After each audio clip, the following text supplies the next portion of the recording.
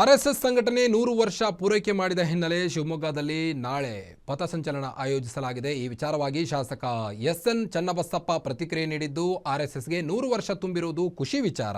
100 ವರ್ಷ ಒಂದೇ ವಿಚಾರಕ್ಕೆ ಹೋರಾಟ ಮಾಡಿದ ಸಂಘಟನೆ ನಾಳೆ ವಿಶೇಷ ಪಥಸಂಚಲನ ಆಯೋಜನೆ ಮಾಡಿದ್ದು, ಕೋಟೆ ಮಾರಿಕಾಂಬಾ ದೇವಸ್ಥಾನದಿಂದ ಶುರುವಾಗಿ ಫ್ರೀಡಂ ಪಾರ್ಕ್ವರೆಗೂ ಸಾಗಲಿದೆ ಎಂದರು.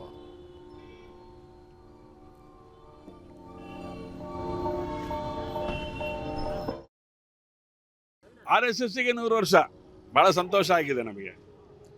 ಯಾಕಂದರೆ 100 ವರ್ಷ ಒಂದು ವಿಚಾರಕ್ಕೋಸ್ಕರ ಕೆಲಸ ಮಾಡಿದಂಥ ಸಂಘಟನೆ, ಒಬ್ಬ ಮನುಷ್ಯನಿಗೆ ಅನಿಸಿ ಪ್ರಾರಂಭ ಮಾಡಿದಂಥ ಒಂದು ಸಂಘಟನೆ 100 ವರ್ಷ ನಡೆದಿದೆ, ನಿರಂತರವಾಗಿ ನಡ್ಕೊಂಡು ಹೋಗುತ್ತೆ.